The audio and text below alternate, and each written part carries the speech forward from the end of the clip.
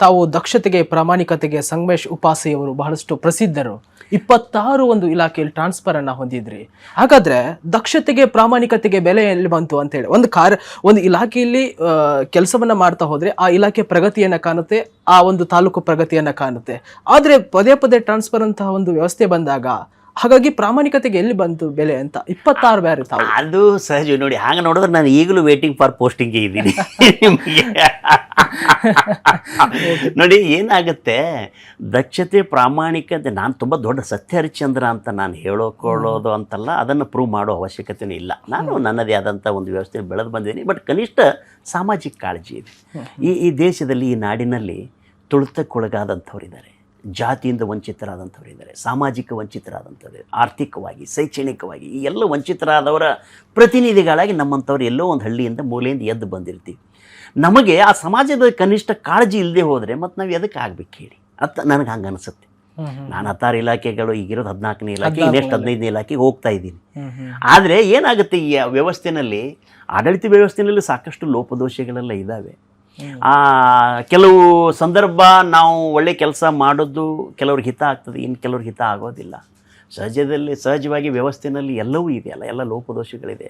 ಆ ಎಲ್ಲ ಲೋಪದೋಷಗಳು ನೋಡ್ಕೊಂಡು ಕೂಡುವ ಮನಸ್ಥಿತಿಯವ್ ನಾನಲ್ಲ. ನಾನು ನಾಟಕದಿಂದ ಬಂದಂಥವನು, ಅದರಲ್ಲೂ ವಿಶೇಷವಾಗಿ ಸಮುದಾಯದಲ್ಲಿ ಬಂದಂಥವನು. ಖಾಸಗೀಕರಣದ ಬಗ್ಗೆನೋ ಇನ್ನೊಂದ್ರ ಬಗ್ಗೆನೋ ನಾಟಕ ಬರೋದು, ಹರಿದೋ, ನಾಟಕ ಮಾಡೋ, ಎಲ್ಲ ಚಳುವಳಿಗಳು ಮಾಡೋ, ಚಳುವಳಿ ಭಾಗವಾಗಿ ಇದ್ದು ಬಂದಂಥವ್ ನಾನು. ಸೊ ನಾನೊಬ್ಬ ಕೂಲಿ ಕಾರ್ಮಿಕನ ಮಗನೇ. ಸೊ ಆ ಮನಸ್ಥಿತಿ ಇದೆಯಲ್ಲ, ಅದು ನನಗೆ ಈಗಿರುವ ಎಲ್ಲ ಅನುಕೂಲಗಳು ನೋಡಿದ ತಕ್ಷಣ ಮರಳಾಗುವಂಥದ್ದು ಅಥವಾ ದುಡ್ಡುಗಳು ಸಿಗ್ತದೆ ಅಂತ ತಕ್ಷಣ ಬಾಚಿಕೊಳ್ಳುವಂಥದ್ದು, ಆ ಥರದ ಮನಸ್ಥಿತಿ ಏನೂ ಇಲ್ಲ ನನಗೆ. ಆ ಥರದ್ದು ಇಲ್ಲ. ಅಂದರೆ ನೋಡಿ, ನನಗೆ ಬುದ್ಧ ಅದಕ್ಕೆ ನನಗೆ ಭಾಳ ಇಷ್ಟ ಆಗುವಂಥ, ಬಸವ ಭಾಳ ಇಷ್ಟ ಆಗ. ಆಸೆಯೇ ದುಃಖಕ್ಕೆ ಮೂಲ, ಆಸೆಯ ನಾಶವೇ ಸಂತೋಷದ ಮೂಲ, ಆಸೆಯನ್ನು ಹೋಗಲಾಡಿಸೋದಕ್ಕೆ ಅಷ್ಟಾಂಗ ಮಾರ್ಗ ಅನುಸರಿಸಬೇಕು ಬುದ್ಧ. ಅದನ್ನೇ ಬಸವಣ್ಣ, ಕಳಬೇಡ ಕೊಲಬೇಡ ಹುಸಿಯ ನುಡಿಯಲು ಬೇಡ, ಮುನಿಯಬೇಡ ಅನ್ಯರಿಗೆ ಅಸಹ್ಯ ಪಡಬೇಡ, ತನ್ನ ಬಣ್ಣಿಸಬೇಡ ಇದರು ಹಲಿಯಲು ಬೇಡ, ಇದೇ ಅಂತರಂಗ ಶುದ್ಧಿ, ಇದೇ ಬಹಿರಂಗ ಶುದ್ಧಿ, ಇದೇ ನಮ್ಮ ಕೂಡಲ ಸಂಗಮ ದೇವನ ಒಲಿಸುವ ಪರಿ ಅನ್ನೋದಿದೆಯಲ್ಲ. ಸೊ ಇದು ಯಾಕೆ ನಮ್ಮನ್ನು ನಮ್ಮವನಾಗಿರೋದಕ್ಕೆ, ನಾನಾಗಿರೋದಕ್ಕೆ, ನಾನು ಮನುಷ್ಯನಾಗಿರೋದಕ್ಕೆ ಈ ಥರದ ತತ್ವಗಳು, ಫಿಲಾಸಫಿಗಳು ಮತ್ತು ನನ್ನ ಆಶ್ರಮವಾಸ, ನನ್ನ ಬೀದಿಯ ಜೀವನ, ಇವೆಲ್ಲವೂ ಕಾರಣ ಇದೆ. ಸೊ ಈ ಎಲ್ಲ ಕಾರಣಗಳ ಮಧ್ಯೆ ನೀವು ಆಗಲೇ ಕೇಳಿದ್ರಿ, ನೀವು ಯಾವ ಇಲಾಖೆ ಏನೇನು ಮಾಡಿದ್ರಿ. ನನಗೆ ನೋಡಿ, ನಾನು ಒಂದಷ್ಟು ಇಲಾಖೆಗೆ ಇದು 14, ಈಗ 15 ಹೋಗ್ತಾ ಇದ್ದೀನಿ ಅಂತ ಹೇಳ್ತಾ ಇದ್ದೀನಿ. ಸೊ 14 ನನಗೆ ಈ ಭಾಳ ಖುಷಿ ಕೊಟ್ಟಿರೋದು ಅಂದರೆ, ನಮ್ಮ ಅನಿಮಲ್ ಹಸ್ಬೆಂಡ್ರಿಲಿ ನಾನು CA ಇದ್ದೆ, ಪಶುಪಾಲನಾ ಮತ್ತು ಪಶುವೈದ್ಯಕೀಯ ಸೇವಾ ಇಲಾಖೆ. ಈ ರೈತರಿಗೆ ನಾವು ಮಾಜಿ ಮುಖ್ಯಮಂತ್ರಿ ಯಡಿಯೂರಪ್ಪನವರು ಮಿಲ್ಕ್ ಇನ್ಸೆಂಟಿವ್ಸು, ಪ್ರೋತ್ಸಾಹಧನ ಹಾಲಿಗೆ ಕೊಡುವಂಥ ಒಂದು ಪದ್ಧತಿ ಬಂತದು KMF ಮೂಲಕ. ಅವ್ರು ಸುಮಾರು ಒಂದು 2,000 ಕೋಟಿ ಕೊಡ್ತಿದ್ರು. ಸೊ ಆ 2,000 ಕೋಟಿಲಿ 1,000 ಕೋಟಿ ರೈತರಿಗೆ ಮುಟ್ತಾನೆ ಇರಲಿಲ್ಲ. ಆವಾಗ ನಾನಲ್ಲಿದ್ದಾಗ ನಮ್ಗೆ ಗೊತ್ತಾಗಿರೋದು.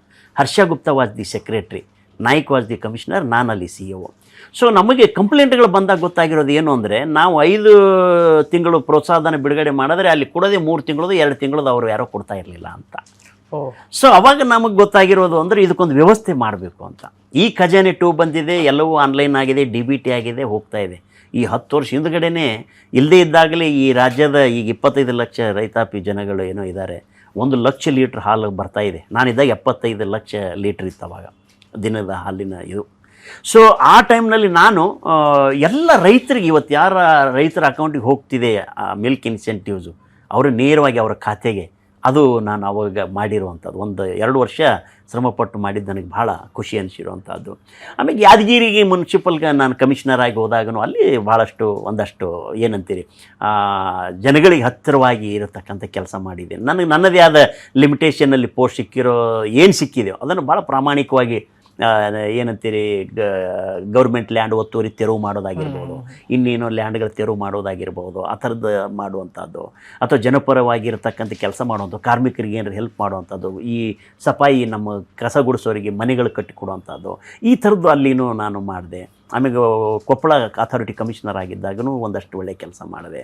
ಆಮೇಲೆ ನಾನು ಜಾಯಿಂಟ್ ಕಮಿಷನರ್ GST ಇದ್ದೆ ನಮ್ಮ ಗುಲ್ಬರ್ಗ ಡಿವಿಷನ್ನಲ್ಲಿ. ಆ ಥರ ಇದ್ದಾಗ ಅಲ್ಲಿ ಸುಮಾರು 124 ಕೋಟಿ ಗೌರ್ಮೆಂಟ್ ದುಡ್ಡು ಬೋಗಸ್ ಬಿಲ್ಗಳ ಮೂಲಕ ಹೋಗಿತ್ತು. ಅದನ್ನು ನಾನು ಫಸ್ಟು ಗುರುತಿಸಿ ಅದನ್ನು ಸರ್ಕಾರಕ್ಕೆ ವರದಿ ಮಾಡಿದೆ. ಮತ್ತು ಅದರಿಂದ ಟ್ರಾನ್ಸ್ಫರ್ಗಳಾಗ್ತವೆ, ಅದೆಲ್ಲ ಬೇರೆ ವಿಷಯ. ನಾನು ಏನ್ರಿ ಅಟೆಂಡ್ ಮಾಡ್ತೀನಿ. ಯಾದಗಿರಿಯಲ್ಲಿ ಕಮಿಷನರ್ ಇದ್ದೆ, ಗೌರ್ಮೆಂಟ್ ಲ್ಯಾಂಡ್ ಹೊಡ್ಕೊಂಡಿದ್ರು ಒಂದು 5-10 ಕೋಟಿದು, ಅದಕ್ಕೆ ಅಟೆಂಡ್ ಮಾಡಿದೆ, ನಾನು ಟ್ರಾನ್ಸ್ಫರ್ ಆಯಿತು. ಆಮೇಲೆ ಅಲ್ಲಿ 1221 ಇಲ್ಲಿಗಲ್ ಖಾತೆಗಳು ರದ್ದು ಮಾಡಿದ್ದೆ ನಾನು ಯಾದಗಿರಿ. ಅದು ಭಾಳ ನನಗೆ ಖುಷಿ. ನೋಡಿ ಪಾಪ ಬಡವರು ಯಾರ್ದು ಏನಾಗಿದೆ ನೋಡಿ, ಭೂಗಳರ ಸಂಖ್ಯೆ ಜಾಸ್ತಿ ಆಗಿದೆ. ಯಾರ್ದು ಸಂಗಪ್ಪ ಒಂದು ಹೋಗಿ ನಿಂಗಪ್ಪಗೆ, ನಿಂಗಪ್ಪ ಹೋಗಿ ಮಂಗಪ್ಪಗೆ ಮಾಡುವಂಥ ವ್ಯವಸ್ಥೆ ಆಗಿದೆ. ನಾನು ಆ್ಯಕ್ಚುಲಿ ನೋಡಿ 2017 ಈ ಖಾತಾ ಈಗಾಗಿದೆ, ನೀವೆಲ್ಲ ಗಮನಿಸಿರ್ಬೋದು. ಈ ಖಾತಾ ಕಂಪಲ್ಸರಿ ಅಂತ ನಾನು 2017 ಅಲ್ಲಿ ಫಸ್ಟ್ ಈ ಖಾತಾ ಕಂಪಲ್ಸರಿ ಮಾಡಿದ್ದೆ. ನಾನು ಮ್ಯಾನ್ಯುವಲ್ ಸ್ಟಾಪ್ ಮಾಡಿದ್ದೆ ನಾನು. ಯಾಕಂದ್ರೆ ಅಲ್ಲಿ ಒಂದು ಬೋಗಸ್ಗಳಾಗಿತ್ತು. ಆ ಬೋಗಸ್ ಆಗಿದ್ದು ಗಮನಕ್ಕೆ ಬಂದಿತ್ತು. ಇದು ಈ ಥರ ಆದರೆ ಇನ್ಯಾರ್ದೋ ಆ ಪ್ರಾಪರ್ಟಿ, ಇನ್ಯಾರ್ದೋ ಮನೆ ಇನ್ಯಾರಿಗೂ ಹೋಗಿಬಿಡ್ತದೆ ಅಂತ.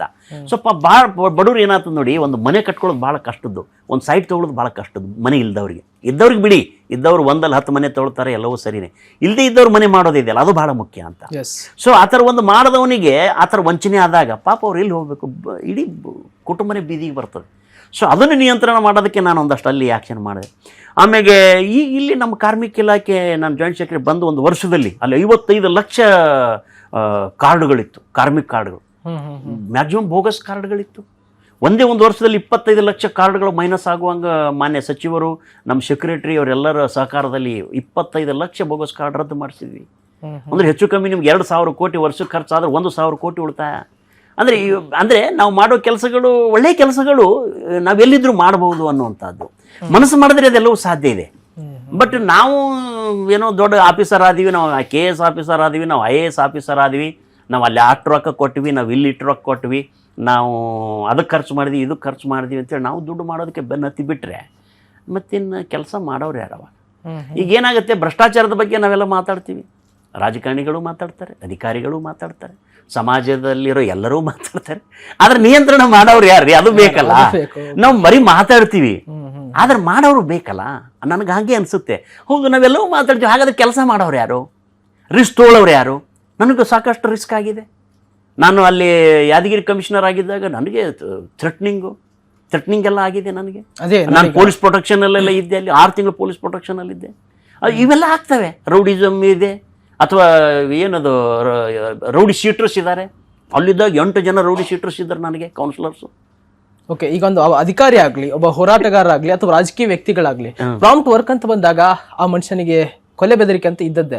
ಹಾಗಾಗಿ ಸಂಗಮೇಶ್ ಉಪಾಸೆ ಅವರಿಗೆ ಯಾವತ್ತಾದ್ರೂ ಕೊಲೆ ಬೆದರಿಕೆ, ಜೀವಕ್ಕೆ ಭಯ ಆಗುವಂತ ದಾಳಿ ಭಾಳ ಆಗ್ಯಾವ ನನಗೆ. ದಾಳಿ ಭಾಳ ಆಗಿದೆ.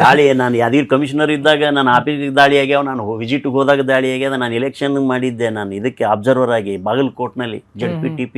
ನನ್ನ ಗಾಡಿ ಮೇಲೆ ದಾಳಿ ಮಾಡಿದ್ರು. ಮತ್ತು ಡಿಪಾರ್ಟ್ಮೆಂಟ್ ಪೊಲೀಸ್ 6 ಜನ ಗನ್ಮ್ಯಾನ್ ಕೊಟ್ಟು ಸ್ಪೆಷಲ್ ಪ್ರೊಟೆಕ್ಷನ್ ಕೊಟ್ಟರು. ಯಾದಗಿರಿಯಲ್ಲಿ ಆಗಿದೆ. ಮೊನ್ನೆ ಹೋದಾಗ ಮತ್ತೆ 2ನೇ ಬಾರಿ ಯಾದಗಿರಿಗೆ ಹೋಗಿದ್ದೆ, ಅಲ್ಲಿನೂ ಆಗಿ ಇರ್ತವೆ ಇವರೇ. ನಾನು ಈ ದೇವರುಗಳಿಗೆ ಎಚ್ಚರಿಕೆ ಬರೆದಾಗ ನನಗೆ ಥ್ರೆಟ್ನಿಂಗ್ ಇತ್ತು. ದೇವರುಗಳಿಗೆ ಎಚ್ಚರಿಕೆ ಅತ್ಯಂತ ಸೂಕ್ಷ್ಮ ನಾಟಕ ನಂದದು, ಬರೀ ಕೆಲಸ ಅಲ್ಲ. ನಾನು ಬರಹ ಈ ಥರದ್ದು ಇದೆ. ನಾನು ಈ ದೇವರು ಧರ್ಮ ನಂಬದೇ ಇರ್ತಕ್ಕಂಥವನು. ಸಹಜವಾಗಿ ಆ ಥರದ್ದು ಬರೆದಾಗ ನನಗೆ ನೋಡಿ, ಆ ದೇವರುಗಳಿಗೆ 21 ವರ್ಷದ ಹಿಂದೆ ನಾನು ಅದನ್ನು ಕಾನ್ಸೆಪ್ಟು ಯಾವಾಗ ಹೇಳಿ, ನಮ್ಮ ಇವರಿದ್ದರು ನೀನಾಸಂನಲ್ಲಿ ಒಂದು ನಾಟಕ ರಚನಾ ಶಿಬಿರದಲ್ಲಿ ಹುಟ್ಕೊಂಡಿರೋದು.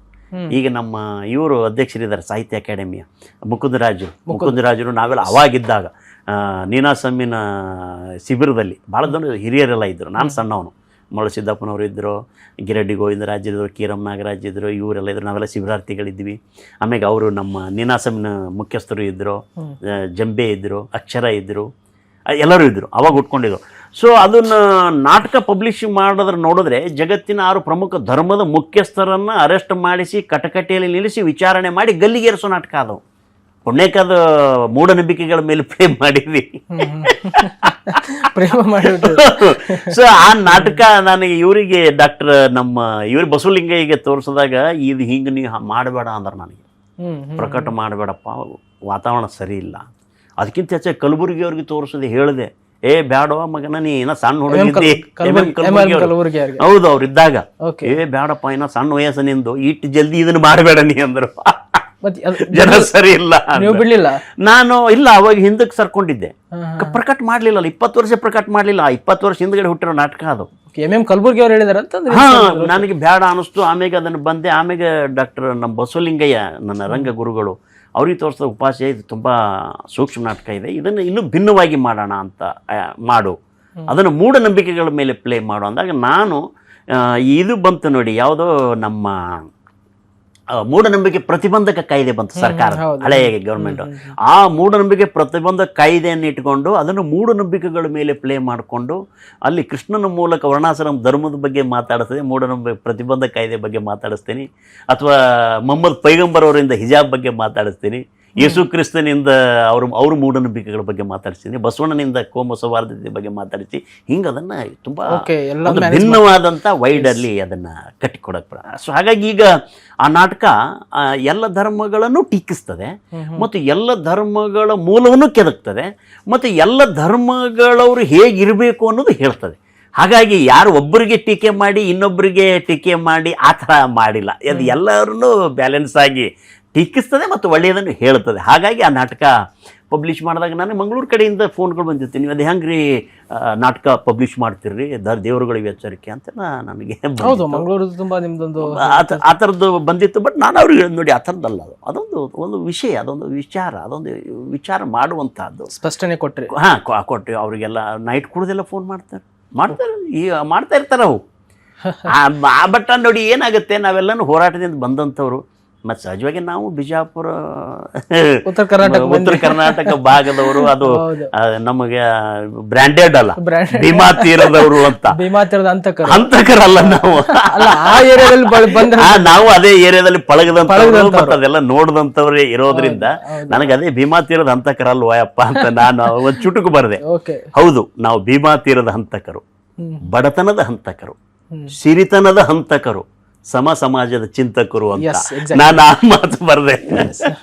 ಓಕೆ ಸರ್, ಈಗ ಪ್ರತಿಯೊಂದು ವ್ಯವಸ್ಥೆಯಲ್ಲಿ ನಾವು ರಾಜಕೀಯವನ್ನ ಮುನ್ನೆಲೆಯಾಗಿ ನೋಡ್ತಾ ಇದೀವಿ. ಅಧಿಕಾರಿಗಳ ಒಂದು ಕೆಲಸದಲ್ಲಿ ರಾಜಕೀಯ ಹಸ್ತಕ್ಷೇಪ ಎಷ್ಟು ಮುಖ್ಯ ಅಂತ ಬೇಕಿತ್ತ ಅಂತ ನೋಡಿ. ಏನಾಗುತ್ತೆ, ಅಧಿಕಾರಿಗಳು ರಾಜಕಾರಣಿಗಳ ಕೈ ಕೆಳಗೆ ಕೆಲಸ ಮಾಡಬೇಕು, ಹಸ್ತಕ್ಷೇಪ ಅನ್ನೋ ಪ್ರಶ್ನೆ ಬರೋದೇ ಇಲ್ಲ. ಈ ಪ್ರಜಾಪ್ರಭುತ್ವ ವ್ಯವಸ್ಥೆಯಲ್ಲಿ ಏನಂತೀರಿ, ಸಂಸದೀಯ ಪ್ರಜಾಪ್ರಭುತ್ವ ವ್ಯವಸ್ಥೆಯಲ್ಲಿ ವಿಧಾನಮಂಡಲ ರಾಜ್ಯವನ್ನು ಇಟ್ಕೊಂಡು ಮಾತಾಡೋದಾದರೆ 224 ಜನ MLAಗಳು ಆರಿಸಿ ಬರ್ತಾರೆ. ಅದರಲ್ಲಿ ಒಬ್ಬ ಮುಖ್ಯಸ್ಥನನ್ನು ಆಯ್ಕೆ ಮಾಡ್ತಾರೆ, ಅವರು ಮುಖ್ಯಮಂತ್ರಿ ಆಗ್ತಾರೆ. ಅವ್ರ ಜೊತೆ ಇದ್ದವರು ಒಂದು 25-30 ಜನ ಮಂತ್ರಿಗಳನ್ನು ಮಾಡ್ಕೊಳ್ತಾರೆ, ವಿವಿಧ ಇಲಾಖೆಗಳನ್ನು ಕೊಡ್ತಾರೆ. ಅವ್ರ ಕೆಳಗೆ ನಮ್ಮ IAS ಆಫೀಸರ್ಗಳು ಸೆಕ್ರೆಟರಿಗಳಾಗ್ತಾರೆ, ಅವ್ರ ಕೆಳಗೆ ನಮ್ಮಂಥ KS ಆಫೀಸರ್ಗಳು ಇಲಾಖೆಗಳಲ್ಲಿ ಕೆಲಸ ಮಾಡ್ತಾ ಇರ್ತೀವಿ. ಸೊ ರಾಜಕಾರಣಿ ಅನ್ನೋನೇ ಈ ರಾಜ್ಯದ, ಈ ದೇಶದ ಪ್ರಧಾನಮಂತ್ರಿ, ರಾಜಕಾರಣಿ ಅನ್ನೋನೇ ಈ ರಾಜ್ಯದ ಮುಖ್ಯಮಂತ್ರಿ. ಅವರೇ ಆಡಳಿತ ನಿಜವಾದ ಆಡಳಿತ ಮಾಡೋರೇ ಅವರು. ನಾವೆಲ್ಲ ಅವ್ರ ಕೆಳಗೆ ಕೆಲಸ ಮಾಡೋ ಕೂಲಿಕಾರರೇ. ಅದ್ರಾಗೆ ಹಸ್ತಕ್ಷೇಪ ಅನ್ನೋ ಪ್ರಶ್ನೆ ಬರೋದೇ ಇಲ್ಲಲ್ಲ, ಮುಖ್ಯಸ್ಥರೇ ಅವರಲ್ರಿ, ಅವ್ರು ಹೇಳ್ದಂಗೆ ಕೆಲಸ ಮಾಡ್ಬೇಕು ನಾವು. ಬಟ್ ಕಾನೂನಿದೆ, ಚೌಕಟ್ಟಿದೆ, ಏನದು ಸಂವಿಧಾನ ಇದೆ, ಸಂವಿಧಾನಬದ್ಧವಾಗಿ ಕೆಲಸ ಮಾಡಬೇಕು ಅನ್ನೋದು ಎಲ್ಲವೂ ಸತ್ಯನೇ. ಅದರ ಜೊತೆಗೆ ಇದೆಲ್ಲ ನಿಯಂತ್ರಣ ಮಾಡೋದಕ್ಕೆ ಸುಪ್ರೀಂ ಕೋರ್ಟ್ ಇದೆಯಲ್ಲ. ನಿನ್ನೆ ಒಂದು ಹೊಸ ಯೋಚನೆ ಶುರು ಆಯ್ತಲ್ಲ, ಅಂದ್ರೆ ರಾಷ್ಟ್ರಪತಿನೂ 3 ತಿಂಗಳಲ್ಲಿ ಸೈನ್ ಹಾಕಿ ಕಳಿಸ್ಬೇಕು ಅನ್ನುವಂಥದ್ದು ಬಂತು ನೋಡಿ, ಗೊತ್ತಾಯ್ತು ನಿಮಗೆ? ಅಂದ್ರೆ ಮತ್ತೆ ನಾನು ಅದನ್ನು ಗಮನಿಸಿದೆ. ಹಂಗಂದ್ರೆ ಈ ದೇಶದ ನ್ಯಾಯಾಲಯಗಳೇ ನಾಳೆ ಕಾನೂನುಗಳು ಮಾಡಲಿ ಅನ್ನುವಂಥ ಅಭಿಪ್ರಾಯನೂ ಬಂತು. ಆದ್ರೆ ಏನಾಗುತ್ತೆ, ಯಾಕೆ ಈ ವ್ಯತ್ಯಾಸಗಳಾಗ್ತದೆ ಅಂತಂದ್ರೆ, ಕಾನೂನು ಮಾಡೋರು ಕಾನೂನು ಮಾಡೋದು ನಿಜ, ಅಲ್ಲಿ ಕಾನೂನು ಚೌಕಟ್ಟಿನಲ್ಲಿ ಯಾಕೆ ಎಲ್ಲರೂ ಮಾಡಿದ್ರೆ ಏನೂ ಆಗೋದಿಲ್ಲ, ಇಂಬ್ಯಾಲೆನ್ಸ್ ಆಗೋದಿಲ್ಲ. ಯಾವಾಗ ವೈಯಕ್ತಿಕ ಪಕ್ಷ, ವೈಯಕ್ತಿಕ ಸ್ವಾರ್ಥ ಅನ್ನೋದು ಬರ್ತದೆ, ಆವಾಗ ಈ ಥರದ ಅವಾಂತರಗಳಾಗ್ತವೆ. ಅದು ರಾಜ್ಯಪಾಲರಿಗೂ ಇದೆ, ರಾಷ್ಟ್ರಪತಿಗಳಿಗೂ ಇದೆ. ಈ ಥರ ವ್ಯತ್ಯಾಸಗಳಾದಾಗ ಸಹಜವಾಗಿ ಸುಪ್ರೀಂ ಕೋರ್ಟ್ ಅದು ಎಂಟ್ರಿ ಆಗುತ್ತೆ ಅನ್ನುವಂಥದ್ದು. ಆದರೆ ಸುಪ್ರೀಂ ಕೋರ್ಟ್ ಕೊಟ್ಟಂಥ ನಿರ್ಣಯಗಳು ಕೆಲವು ಒಳ್ಳೆಯವೇ ಅಂತಲೇ ನಾವು ಪರಿಗಣಿಸಬೇಕು. ಅದು ನಾವು ಕಾನೂನು ಮಾಡುವಂಥವ್ರಿಗೆ ನಮ್ಮ ಕಾನೂನು ಮಾಡುವ ಶಕ್ತಿ ಅಥವಾ ಅಧಿಕಾರ ಮೊಟಕಾಗ್ತದೆ ಅಂತ ನಾವ್ಯಾಕೆ ಅಂದ್ಕೋಬೇಕು ಅಂತ ಅನಿಸುತ್ತೆ ನನಗೆ. ಯಾಕೆ ಏನಾಗುತ್ತೆ, ನೀವು ಮನಸ್ಸಿಗೆ ಬಂದಂಗೆ ಆಡಳಿತ ಮಾಡೋದಕ್ಕಾದಾಗ ಸಂವಿಧಾನದ ಚೌಕಟ್ಟಿನಲ್ಲಿ ಆಡಳಿತ ಮಾಡಬೇಕು ಅನ್ನೋದು ಸುಪ್ರೀಂ ಕೋರ್ಟ್ ಇರೋದು. ಭಾಳ ಬ್ಯೂಟಿಫುಲ್ ಕಂಟ್ರಿ ಇದು, ಭಾಳ ಬ್ಯೂಟಿಫುಲ್ ಸಂವಿಧಾನ ಇದು. ನಿಮಗೆ ಶಾಸಕಾಂಗ, ಕಾರ್ಯಾಂಗ, ನ್ಯಾಯಾಂಗ ಇವು ಸಂವಿಧಾನಬದ್ಧ 3 ಸಂಸ್ಥೆಗಳು. ಇದ್ರ ಕೆಳಗಡೆನೂ ಒಂದಿದೆಯಲ್ರಿ, ಒತ್ತಡ ಗುಂಪುಗಳು, ಮಾಧ್ಯಮಗಳಿದೆ, ಒತ್ತಡ ಗುಂಪುಗಳಿದೆ, ಸಂಘ ಸಂಸ್ಥೆಗಳಿದೆ. ಇವೆಲ್ಲವೂ ಮೂಲಕನೂ ಈ ದೇಶದ ಕೆಲಸ ಮಾಡ್ಲಿಕ್ಕೆ ಸಾಧ್ಯ ಇಲ್ಲ. ಇರೋದ್ರಿಂದ ಆ ಭಯ ಇರೋದು ಸರಿ. ಈ ಮಾಧ್ಯಮ ಅದ್ಭುತವಾದಂಥ ಪ್ರಬಲ ಮಾಧ್ಯಮಗಳು ಮತ್ತು ಸಂಘ ಸಂಸ್ಥೆಗಳು, ಎಂತೆಂಥ ಸಂಘ ಸಂಸ್ಥೆಗಳು, ನಮ್ಮ ಯಾರೋ ಪರಿವರ್ತನ ಹಿರೇಮಠರು ಅದೆಲ್ಲ ಕೆಲವು ಕೇಸುಗಳು ಹಾಕ್ತಾರಲ್ಲ ಬೇರೆ ಬೇರೆ ಪ್ರಕರಣಗಳಲ್ಲಿ. ಸೊ ಈ ಥರದ ಒಂದಷ್ಟು ಪ್ರಾಮಾಣಿಕ ಜನಗಳು ಈ ಸಮಾಜದಲ್ಲಿ ಕೆಲಸ ಮಾಡ್ತಾ ಇರೋದ್ರಿಂದನೇ ನಾವೆಲ್ಲವೂ ಒಂದು ಚೌಕಟ್ಟಿನಲ್ಲಿ ಕೆಲಸ ಮಾಡ್ಲಿಕ್ಕೆ ಸಾಧ್ಯ ಆಗಿದೆ. ಆದರೆ ನೀವು ಹೇಳೋದು ಅದೇ ರಾಜಕಾರಣಿಗಳ ಕೆಲಸ ಅಥವಾ ಒತ್ತಡ, ಇದು ಏನಂತೀರಿ, ಇಂಟರ್ಫರೆನ್ಸ್ ಅಲ್ಲ, ನಾವೆಲ್ಲವೂ ಅದೇ ಛತ್ರಿ ಕೆಳಗೆ ಇರೋಂಥದ್ದು. ಅಧಿಕಾರಿ ವರ್ಗ ಅನ್ನುವಂಥದ್ದು ಇದು ಕೇವಲ ಒಂದು ಏನಂತೀರಿ, ಒಂದು ನೌಕರಶಾಹಿ ಅಂದರೆ ಸಂಬಳ ಕೆಲಸ ಮಾಡುವಂಥ ಒಂದು ವರ್ಗ ಇದು. ಈ ಪ್ರಜಾಪ್ರಭುತ್ವ ಕಾನ್ಸೆಪ್ಟಲ್ಲಿ ಇರೋದೇ ಅಷ್ಟೇ. ನನಗೆ ಭಾಳ ಸಾರಿ ಅನಿಸುತ್ತೆ ನನಗೆ ಈ ನೌಕರಿನೇ ಬೇಡ ಅಂತ ಅನಿಸುತ್ತೆ. ನಾನು ನೋಡಿ ಸ್ವತಂತ್ರವಾಗಿ ಆರಾಮ್ ದನ ಕೈಕೊಂಡು ಜೀವನ ಮಾಡ್ಲಿಕ್ಕೂ ಯೋಗ್ಯತೆ ಇರೋಂಥವು ನಾನು. ಸೊ ಸೀರಿಯಲ್ ಸಿನಿಮಾ ಮಾಡ್ಕೊಂಡು ಜೀವನ ಮಾಡ್ಕೊಳ್ಳೋದು ಗೊತ್ತಿರೋಂಥವು ನಾನು ಪತ್ರಿಕೆಯೆಲ್ಲ ಮಾಡ್ದಂಥವನಲ್ಲ. ನಾನು ರಿಪೋರ್ಟರ್ ಆಗಿದ್ದೆ, ಯಾವುದೋ ಹರಿತಿದ್ದೆ, ನಂದೇ ಕನ್ನಡಿ ಪತ್ರಿಕೆ ಇತ್ತು, ನಾನೇ ಎಡಿಟರು, ಪಬ್ಲಿಷರು ಎಲ್ಲ ಮಾಡಿದ್ದೀನಲ್ಲ ನಾನು. ಸೀರಿಯಲ್ ಮನೆತನಕ್ಕೆ ನಾನು ಅಸಿಸ್ಟೆಂಟ್ ಡೈರೆಕ್ಟ್ರು, ಕನ್ನಡದ ಮೊಟ್ಟ ಮೊದಲ mega serial assistant, associate director. ನನಗೆ ಇದು ಗೊತ್ತು, ನಾನು ಎಲ್ಲಾದರೂ ಬದುಕು ಮಾಡ್ಕೋತೀನಿ. ಇವತ್ತು ನಾನು ಸರ್ಕಾರ ನೌಕರಿ ನಂಬ್ಕೊಂಡಿಲ್ಲ. ನಾನು ಒಂದು 10 ವರ್ಷ ಮಾಡಬೇಕು ಅಂತ ಬಂದಂಥವನು. ನಾನು ಅತ್ಯಂತ ಸ್ವತಂತ್ರ ಮನಸ್ಥಿತಿ ಅಂತವನು. ಇವತ್ತು ನಾನು ಆ ನಿಯಂತ್ರಣವನ್ನು ನಾನು ಒಪ್ಕೊಳ್ಳೋದಿಲ್ಲ. ಆದರೆ ಏನಾಗುತ್ತೆ, ಕೆಲಸ ಮಾಡೋದು ಸರ್ಕಾರ, ನಾನು ಈಗ ತಿಂಗಳಿಗೆ ಸಂಬಳ, ನನಗೆ ಸರ್ಕಾರ ಒಂದು 2 ಲಕ್ಷ ಸಂಬಳ ಕೊಡ್ತದೆ, ಮತ್ತು ಸಂಬಳಕ್ಕೆ ಕೆಲಸ ಮಾಡಲೇಬೇಕಲ್ಲ. ಮತ್ತು ನಾನು ಅಂಥ ಆರ್ಥಿಕವಾಗಿ ತುಂಬ ಸುಭದ್ರವಾದ ವ್ಯಕ್ತಿ ಅಲ್ಲಲ್ಲ. ನಾನೇನೋ ಬಂದು ಸಣ್ಣ ಲಿಮಿಟೆಡ್ ರಿಸೋರ್ಸಲ್ಲಿ ನನ್ನ ಜೀವನ ಕಟ್ಕೊಂಡಂಥವನು. ಅದಕ್ಕೆ ಅದೊಂದು ಮನೆ ಸಾಲ ಇರ್ತದೆ, ಕಾರ್ ಸಾಲ ಇರ್ತದೆ, ಏನೋ ಸಾಲ ಸೂಲ, ಈ ನಮ್ಮ ಬದುಕಿ ಇಡೀ ಸಾಲ ಕಟ್ಟೋದು, ಸಾಲ ಮಾಡೋದು ಅದೇ ಆಗಿರ್ತದೆ. ಸೊ ಆ ಥರದ್ದು ಇದ್ದಾಗ ಸಹಜವಾಗಿ ನಾವೆಲ್ಲರೂ ಅನಿವಾರ್ಯವಾಗಿ ಸರ್ಕಾರಿ ನೌಕರಿ ನಂಬ್ಕೋಬೇಕಾಗತ್ತೆ. ಆದರೆ ನನಗೆ ನೋಡಿ, ಎಲ್ಲರೂ ಸರ್ಕಾರಿ ನೌಕರಿ ಅಂತ ಯಾಕೆ ಅಂದ್ಕೋಬೇಕು ಅಂತ ಭಾಳ ಸರಿ ಅನಿಸುತ್ತೆ. ನನ್ನ ಮನಸ್ಥಿತಿ ಆ್ಯಕ್ಚುಲಿ ಸರ್ಕಾರಿ ನೌಕರಿಗೆ ಒಗ್ಗುವ ಮನಸ್ಥಿತಿ ಅಲ್ಲ ನಂದು. ನನಗೆ ಈ ಮೀಡಿಯಾದಲ್ಲೋ ಬರೆಯೋದು ಹರಿಯೋದು ಈ ಥರದ ಮನಸ್ಥಿತಿ ನಾನು, ಯಾವ ನಿಯಂತ್ರಣಕ್ಕೆ ಒಳಪಡದೆ ಸ್ವತಂತ್ರವಾಗಿರೋ ಮನಸ್ಥಿತಿ ನಂದು. ಆದರೆ ಅನಿವಾರ್ಯವಾಗಿ ನಮ್ಮಂಥವರು ಪ್ರತಿಭೆಯಿಂದ ಏನೋ ಓದ್ತೀವಿ, PhD ಮಾಡ್ತೀವೋ, IAS ಮಾಡಿ KS ಮಾಡ್ತೀವೋ, ಈಗ IASಗೆ ಬರೆದಿದ್ದೀನಿ ನಾನು. ಅದನ್ನು ಆಗಬೇಕು, ಅದು ಪ್ರತಿಭೆಯಿಂದನೇ ಆಗಬೇಕಾಗಿರೋ. ಅದೆಲ್ಲ ಸುಪ್ರೀಂ ಕೋರ್ಟಲ್ಲಿದೆ, ಈ ಥರದಲ್ಲಿದೆ. ಆದರೆ ಆ ಥರ ನಾವು ಅಂದ್ಕೋಬಾರ್ದು ಅಂತಲೇ ಅನಿಸುತ್ತೆ. ಯಾಕಂದ್ರೆ ನಾವಿರೋದೇ ಅಂದರೆ ಕಾರ್ಯಾಂಗದ ಕೆಳಗೆ ಇರ್ತಕ್ಕಂಥವ್ರು. ಅದು ಇದ್ದೇ ಇರುತ್ತೆ ಸಹಜವಾಗಿಯೇ. ಅದನ್ನು ನೋಡಿ, ಏನಾಗಿದೆ, ಆ ಥರ ಕೆಲವು ವಿಷಯಗಳು ಸಾರ್ವಜನಿಕವಾಗಿ ಮಾತಾಡೋದು ತುಂಬ ಕಷ್ಟ ಆಗುತ್ತೆ. ನಿಮ್ಗೆ ಹೇಳಬೇಕು ಅಂದರೆ, ಈ ರಾಜಕಾರಣಿಗಳು ಅಧಿಕಾರಿಗಳ ಸಂಬಂಧಗಳ ಬಗ್ಗೆ ಆಗಲಿ, ರಾಜಕಾರಣಿಗಳು ಅಧಿಕಾರಿಗಳ ಮಧ್ಯೆ ಇರೋ ಹೊಂದಾಣಿಕೆಗಳಾಗಲಿ, ಈ ವ್ಯವಸ್ಥೆಯಲ್ಲಿ ಆ ಥರದ್ದು ಒಂದಷ್ಟು ಹೊರ ಜಗತ್ತಿನಲ್ಲಿ ಮಾತಾಡೋದು ಕಷ್ಟನೇ.